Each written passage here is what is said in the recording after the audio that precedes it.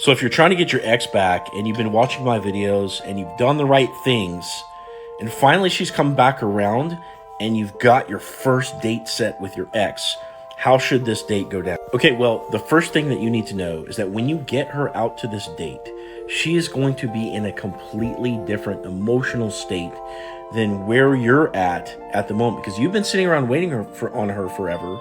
But she's been out talking to other guys, dating other guys.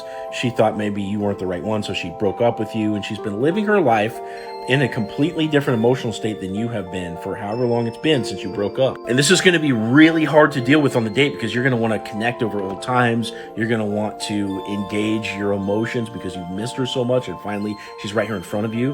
And she's not going to be in that space. And this is really going to hurt. And your job as a guy that's taking out a girl for the first time, because it's kind of like it's a new relationship at this point, is simply to create fun and good experiences for her, despite the fact that you're hurting inside, despite the fact that you miss her, despite the fact that you want to talk about old times and all this stuff, right? Or maybe straighten out old baggage.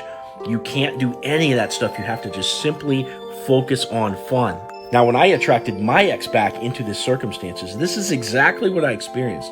And I remember sensing that I was pretty much just like a first date to her. She didn't care about old times or anything like that, okay? And I was the only one that valued the connection we used to have, all right? And I had to stuff this down so that way I could perform on the date and attract her back into my space, back into the relationship. Now, I'm gonna be honest, this story didn't end well. I did get her back into a relationship, but it only lasted for a couple months. And eventually she broke up with me again. And, you know, we did get together and hook up once or twice after that. But it pretty much ended in, you know, me finding somebody else. And I have no clue what she's up to these days. But I'm sharing this video with you because a lot of people, you know, they want to get their ex back. They've been putting in the work with no contact, and they've been trying to attract their ex back into their space. When you finally get her at the dinner table or whatever it is that you're going to go do when you first hang out, okay, it's very, very emotionally difficult to pull off. And I want you to know what you're getting into ahead of time. So if you found yourself in these circumstances, probably the best thing that you should do once you get this date set is to go ahead and book a call with me, so that way we can have a one-on-one and I can get you equipped for what it is that you're going to encounter, because I promise you this will be one of the most emotionally difficult things that you've ever dealt with in your life.